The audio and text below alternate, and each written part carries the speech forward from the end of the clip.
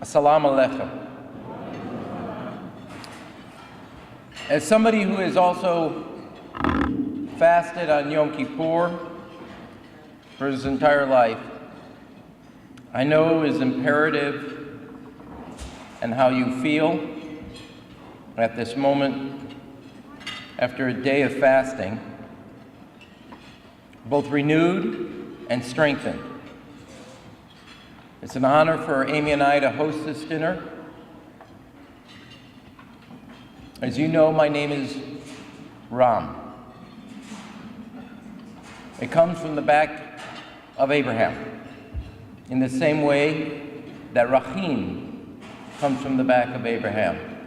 And we both Jews and Muslims, come from our fellow father. It is a reminder to me that our faiths both descended from an individual we honor. It's a reminder that we worship the same God. It is a reminder that we share so many of the same prophets, and it's a reminder that we share many of the same dietary laws about what to eat, when to eat, and more importantly, what to refrain from eating. To fast, we fast for the same reasons. To bring us closer to God that we share, to both atone for our sins and to purify our souls.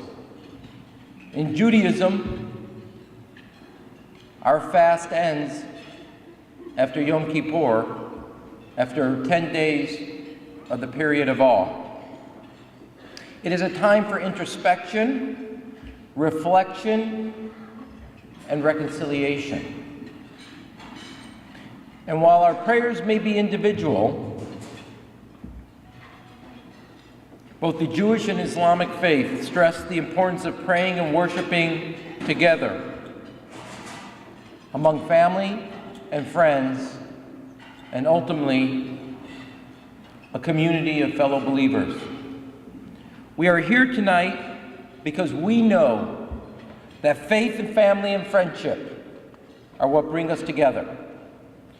Your faith, like my faith, is founded on the values that have been passed along for centuries: peace and community, love and tolerance, equality, solidarity, and the most important, or equally important, inclusion.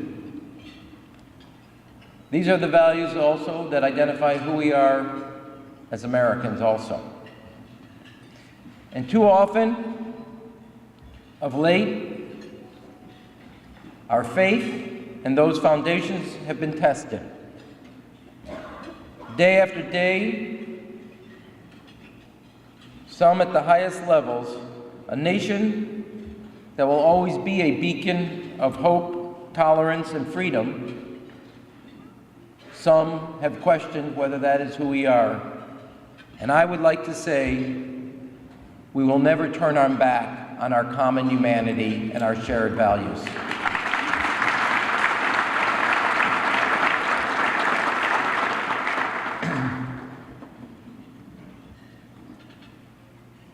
When I was growing up, my parents would take us to Yad Vashem, the Museum of the Holocaust. And as we would walk into that Holocaust museum, and as Amy and I have taken Zachariah, Alana, and Leah both to Yad Vashem in Israel, in Jerusalem, and to the Holocaust Museum here in America, you walk by the row of the righteous, those who lost their lives for the Jewish people, those who gave of themselves for us. I would tell you what happened in Portland was not America, but there were righteous two people who stood up for what is right.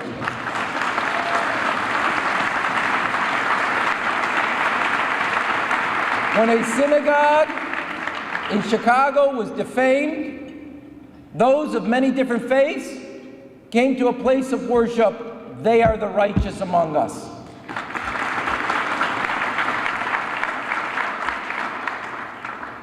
Because an attack on a place of worship, where one finds their identity with God and their unity, whatever its faith, can never be desecrated.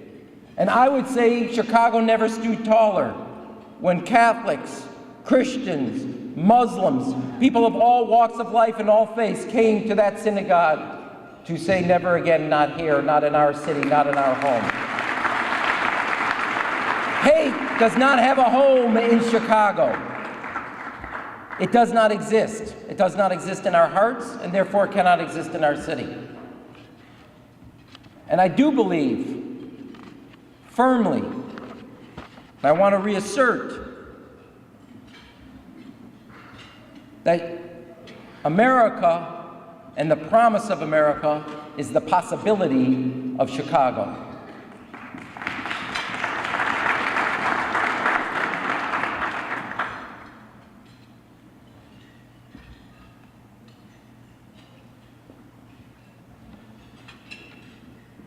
To think that we all have come from different parts of the world. We're proud of who we are, we're proud of our heritage, we're proud of our culture, we're proud of our faith. That is a good thing. But our job, be it Jewish or Muslim, be it Christian, of any faith, any walk of life, is to always remind ourselves not just of who we are in those identifications, but to also make sure that we never forget our common humanity and our trust in each other. So as we have voices that say to people of the Muslim faith that you are not welcomed, I say, as the mayor of the city of Chicago, you are welcome.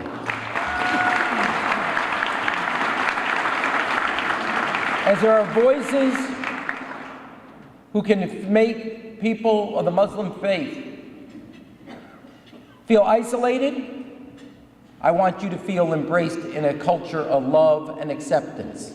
This city, the city that gave my grandfather a chance, at 13 years old, 100 years ago, to come to this city, a place he could neither pronounce the name of the city, but he knew it was not a location, it was not a place on a map, it was a set of ideas and a set of values. That is what America represented, and as mayor of the city of Chicago, I will never let Chicago to turn its back on the future of this city.